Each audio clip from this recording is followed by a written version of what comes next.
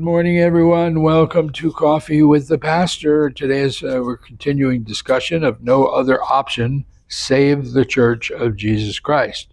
Well, Jesus is concerned with the condition of the church, and we need to pray. He said on several occasions, he said, my house shall be called a house of prayer for all nations, but you have made it a den of thieves. Robbers is really what that means. Lestes is the Greek word, and it means robbers. It means that you physically assaulted someone and took something from them. It's not just a thief. And that we have allowed the church to become a place of merchandise instead of a house of prayer.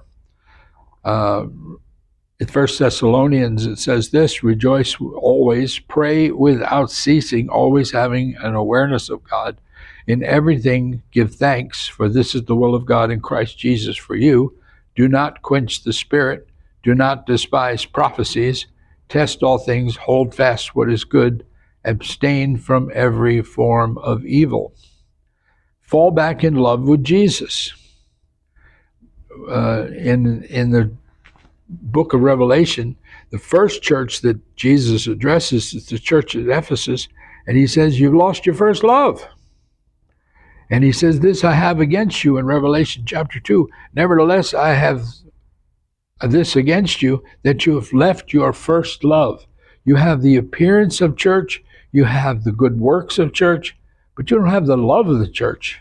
You don't have the love for Jesus anymore. You've kind of lost that. And I think a good portion of the church has begun the business of a religion and not about the love of Jesus.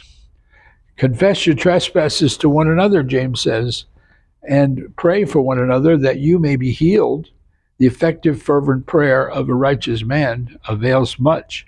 Elijah was a man with a nature like ours. That means he was a man just like us. And he prayed earnestly that it would not rain, and it did not rain on the land for 3 years and 6 months. And he prayed again, and the heavens gave rain, and the earth produces its fruit. Well, here we have that, prayer produces results. And we have to be praying for the church. We don't want to hear, you have made my house a den of thieves.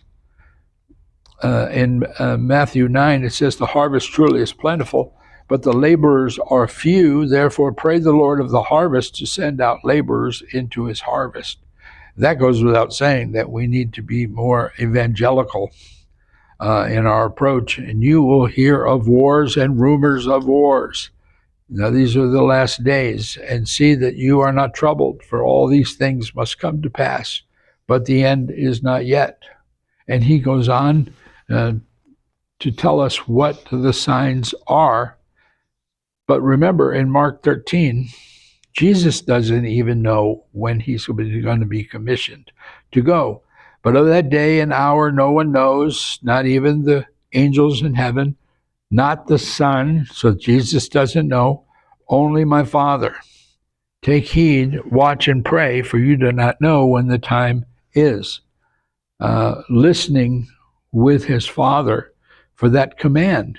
In fact, I don't even believe it's going to be a listening. I don't believe it's going to be a command like, okay, son, go.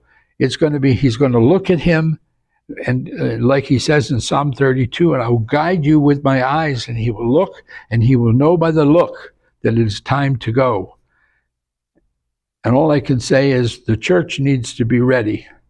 And we need to be praying diligently every day, not just for the church of the world, but I mean churches specifically, so that they will become houses of prayer for the kingdom. God bless you, and we'll see you again next time.